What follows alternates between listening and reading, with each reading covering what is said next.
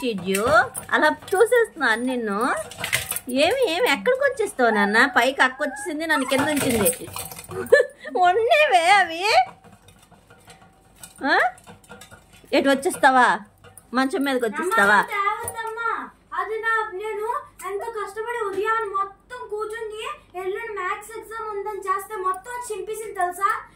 ఇప్పుడు చెక్ చేయించాలంటే చూడు మొత్తం ఇదంతా చేశానా ఫోన్ అనేసి డాడీ మళ్ళీ వస్తే అయితే ఇంకా చేయలేదేమని అంటారనేసి నేను ఇక్కడంతా మొత్తం రాసేసి ఉంచుకున్నాను.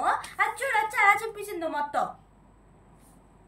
ఏమమ్మా షిడ్జు, ఇది ఎక్కడైనా న్యాయంగా ఉందిరా? మళ్ళీ మొత్తం నాకు క్వశ్చన్స్ అన్ని రాసి మళ్ళీ ఆన్సర్స్ అన్ని చేయాలి ఇప్పుడు నేను.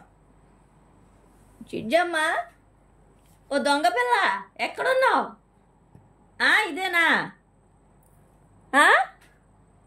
ఇదేనా నాన్న చేసే పని? నువ్వు ఎక్కడున్నావురా షిడ్జుడు?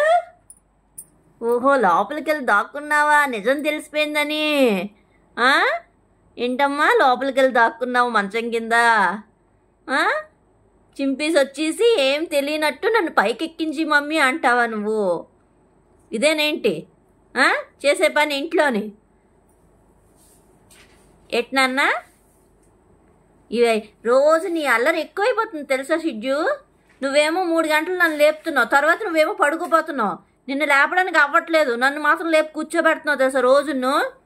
వెళ్ళిపో, అలిగేసి వెళ్ళిపో. ఏడ్ చేస్తా వచ్చేయి. సరే అండి, అందరికీ మా అల్లరి షిడ్జు మీ అందరికీ నచ్చినట్టయితే ప్లీజ్ సబ్స్క్రైబ్ చేయండి.